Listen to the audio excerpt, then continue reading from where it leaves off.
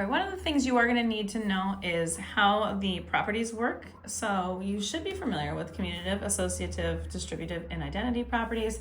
And these are all of them. So commutative property of addition, associative property addition, identity property of addition, then the community property of multiplication, the associative of multiplication, identity of multiplication, and then of course the distributive property.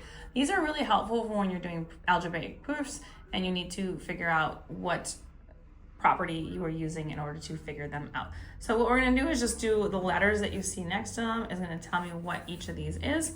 So we're going to go ahead and start off with that first one. We have 8 times 1 equals 8. It's keeping its identity the same, and it is multiplication, so that means that the letter F is what this one is. Now we have 9 plus 4, then plus 6 is the same as 9 and then plus everything in parentheses 4 plus 6. So everything stayed the same. The numbers are in the exact same order. So we're not changing the order. We're moving the parentheses. Everything's addition.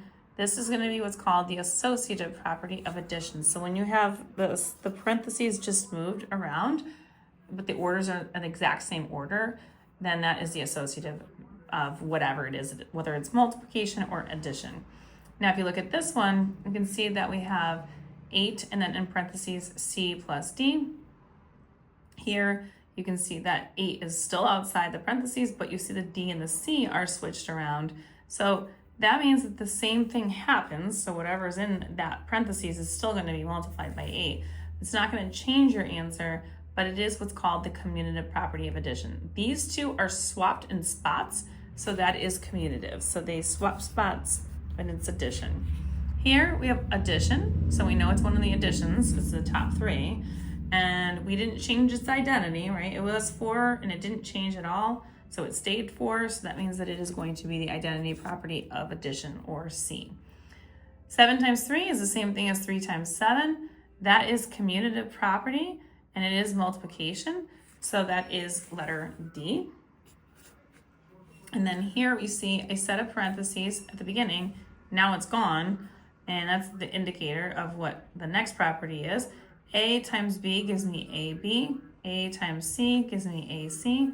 So this is rewritten a different way. This is what's called your distributive property, which is letter G.